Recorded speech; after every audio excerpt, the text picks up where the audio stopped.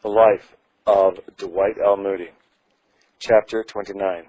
Mount Hermon Schools. No sooner was the seminary underway than a corresponding school for boys suggested itself. Mount Hermon School for Young Men was therefore started on similar principles. The first purchase of property was made in November 1879 when a farm of 175 acres was secured by Mr. Moody.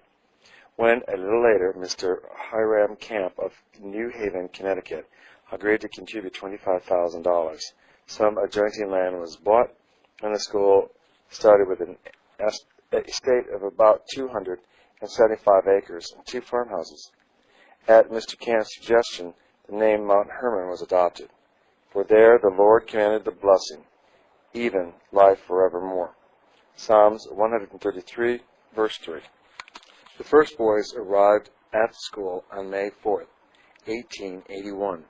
At that time, the ages varied from 8 to 12 years. Mr. Moody's aim being to give them home life and help, of which they knew little. But before long, a change in this direction was adopted. Applications began to pour in from young men whose early education had for various reasons been meager.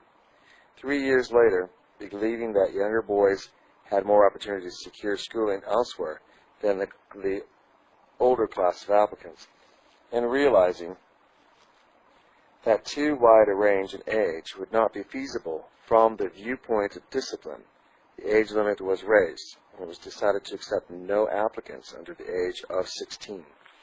Mr. Moody had not mere charity in view. Hence, his schools do not offer their privileges gratuitously. But he knew that raw material of the most promising kind is often to be found among people of little or no educational attainment, who cannot afford the usual expense of academic life, and in order to open the doors to such, the annual fee of the Northfield School was fixed at $100 a year, or about half the cost of board and tuition. In other words, Mr. Moody proposed to give tuition and training free to such as would provide their own living expenses. The system of manual labor common to all Mr. Moody's institutions is best developed at Mount Hermon. Here, there is no aristocracy. Every student, big or little, senior or preparatory, must do a certain amount of manual labor every day, the work being adapted to his physical ability, but entirely regardless of any social standing.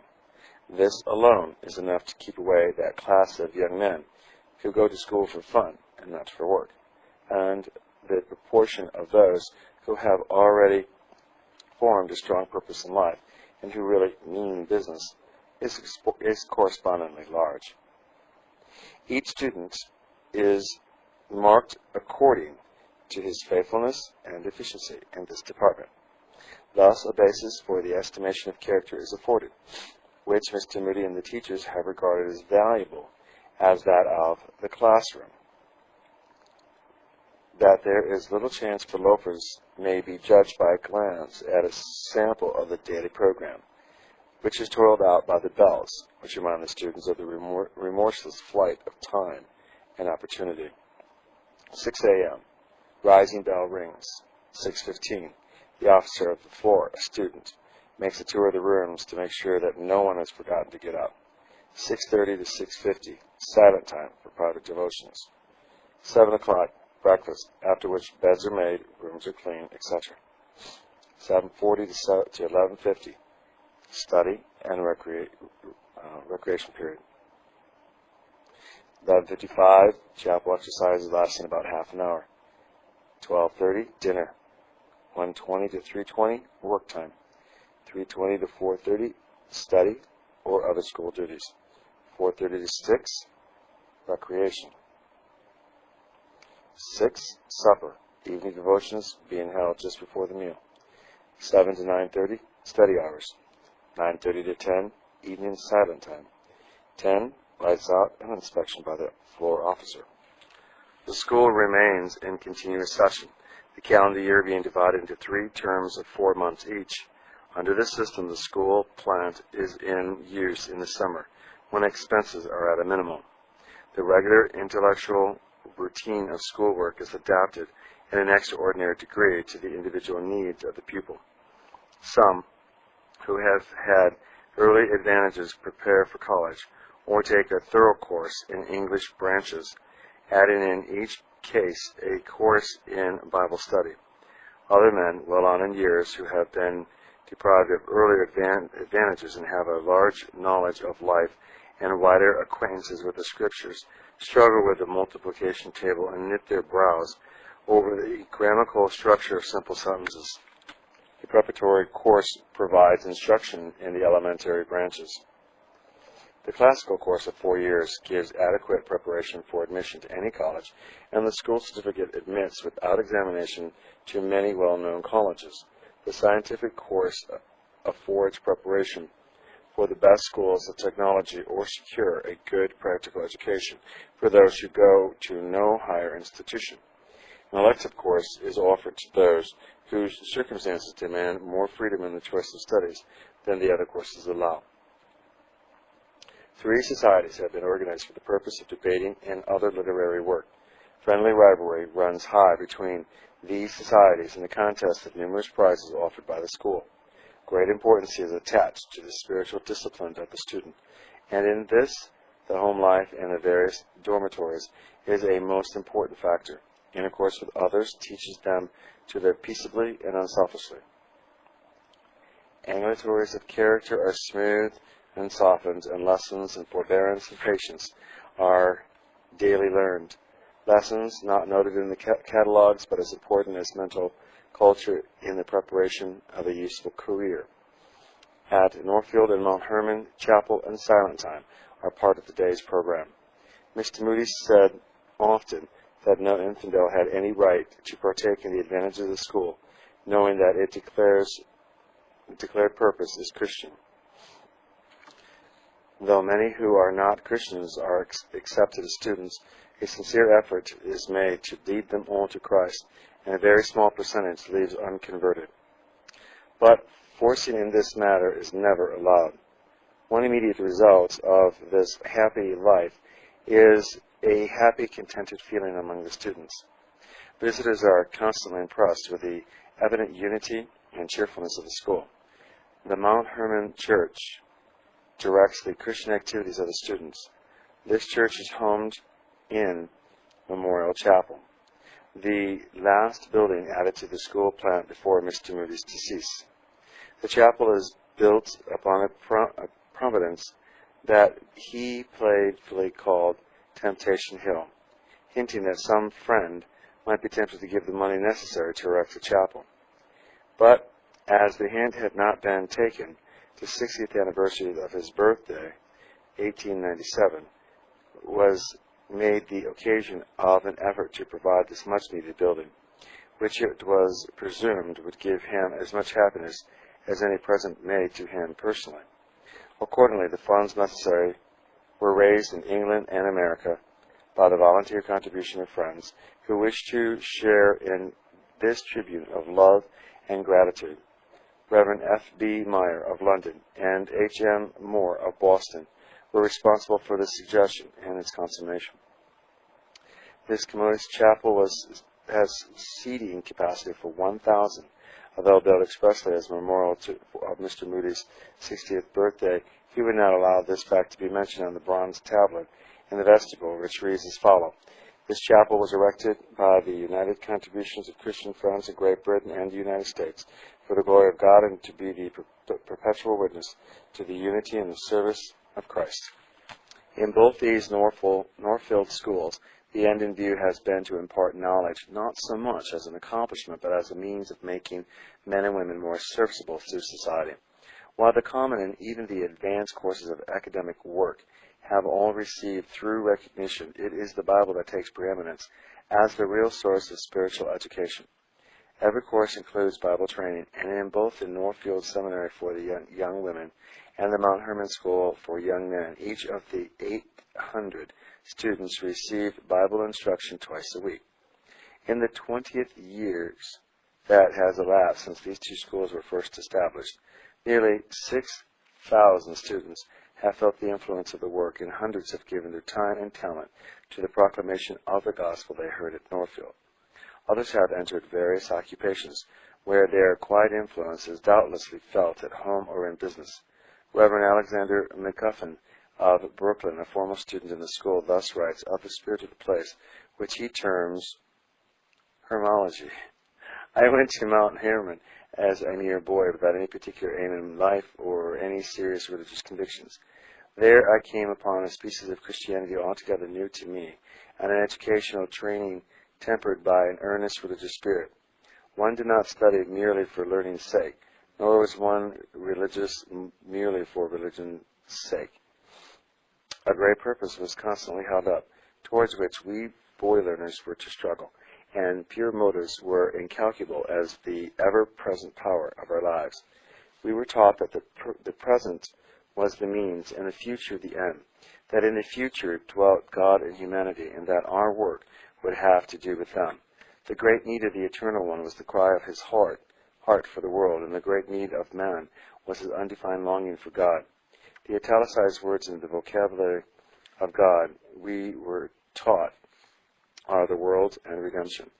There is a divine voice, they told us at Mount Hermon, a divine voice speaking in divine language from heaven, a message to man, and a human voice speaking in human language, disconnected and wandering, uttering incoherent cries, the cravings of the soul. We were to be the mediators who could hear the voice from heaven, could understand the divine language, and could repeat the message over again in words that man might catch, in tones that would reach his heart. This was to be the practical religion and constant duty of every one of us, whatever our avocation in the world. We might not all preach in a regular way, but we could preach in the irregular way, as Mr. Moody said. We could learn to understand the two languages and be interpreters thereof to men. This is a sublime mission in the world, and one which was constantly presented to us at Mount Hermon. All our training, educational and religious, was intended to fit us for this work. Our religious life, as I look back upon it now, seems to me to have approached, in its spirit and activity, nearer to the New Testament type than any I have since seen. In the various spheres in which we move, one does not often have the privilege of witnessing such a combined and consistent exhibition of this kind of Christianity as could be seen at Mount Hermon. After years of absence and further training, one's heart often turns back to those days of smaller knowledge and higher living. Indeed, it was easy to be a Christian at Mount Hermon, and though the life there had its own temptations, yet for some of us the struggle for existence has come later, and no surer anchor did we find than the truths and convictions which embedded themselves in our hearts during those earnest years. It was no mean training in itself, apart from the daily instruction and practice which we received by meeting the eminent leaders of religious thought and activity, who so frequently visited the school and addressed the students. It gave us insight such as no reading of books or personal effort could possibly have given us in the same time or with greater power. As experience has come to us in these after years, the counsel of those days has remained as the touchstone of good and evil, and without it we might easily have erred. Indeed, I cannot see how anyone who has spent from 2 to 4 years at Mount Hermon as a sincere seeker after religious truth could ever be permanently diverted from the lines of evangelical and aggressive Christianity. Though such a one may temporarily be so blinded as to lose the proportion of things when thinking out for himself the early beliefs of his boyhood, yet I believe and know that sooner or later he will turn again to the living truths taught and testified to at Mount Hermon, as a man, staggered and most cynical by the mysteries of life, turns again to the love of his mother. I know that what I say has been true of some, and that others, just as candid and thorough in their dealing with science falsely so called, find themselves still walking in the old paths, the shadows dispelled, and the light shining brighter and brighter still. Of the men whom I know to be in darkness and doubt today, the majority of them are those who never have been rightly instructed, or who have never seen the religion of Jesus rightly lived. No one can have been a student at Mount Hermon and have missed either. I speak feelingly, and I speak with knowledge. Mount Hermon was the gateway of heaven for me, and never did it let it go its grip until I was able to stand upon my feet and fight my own religious battles. It helped me to cherish every lofty desire. It inspired me with courage against every evil tendency. It placed before me a holy ambition, and when it launched my little craft out into deep water, there was a compass and pilot aboard, and I have not yet run aground. I have said nothing thus far of the education value of Mount Hermon. It is certainly unique. After 7 years' study since leaving the school, I can sincerely say that the best teacher I have ever had was she with whom I began my studies in Greek. For thoroughness, painstaking care, and inspiration, I have never met her equal. Her teaching, like that of all the others, was characterized by an earnestness of purpose and purity of motive which I have seen in only a few instances since.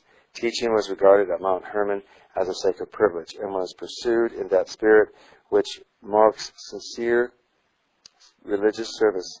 It is my own opinion that more good students are made at Mount Hermon than at most institutions of secondary education.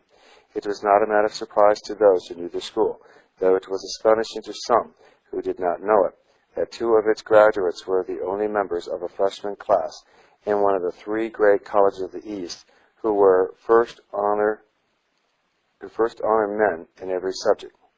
Nor does it seem strange that 3 other students had embedded at Mount Hermon such a love for learning that during the greater part of their college career they lived on $1.25 or less each per week, cooking their own food in an attic room. One of them declined in bodily vigor. I saw the change, but lately he entered a Western theological school, the winner of a Hebrew prize, and a victor over circumstances. 2 of our men from the same class at Hermon have been valedictorians of their respective classes at college, while a 3rd was the holder of a historic fellowship at another university. These are a few instances of winning work of which I have personal knowledge. There are many others in and out of college of which I am ignorant. If I were beginning my education again, and in view of what I now know of preparatory institutions, had to choose a school, I would select Mount Hermon. There is one other characteristic of the school which must not be forgotten. It is what might be called the man-making quality. This is an indescribable something distinct from the religious and educational training.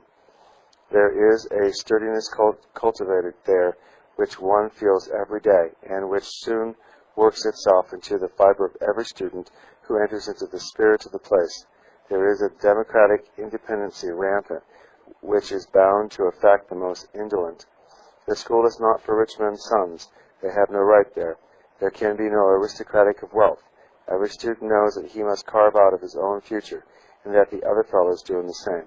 This produces a feeling of brotherhood which tones down and Christianizes the struggle for life. The only dependency recognizes interdependency.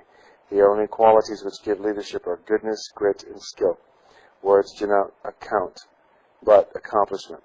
The past has perished, the present is all important. Thus would I indicate what seems to me to be the manliness of the life at Hermon, the spirit that asks only for a fair chance and no odds, believing that he who does right will do well. The 4 years spent at Mount Hermon were very happy years, the most critical and formative of my life, as I have since learned. For what they mean to me, nothing that I can now imagine could compensate. And if life were to be lived over again, I would not like to have those 4 years left out.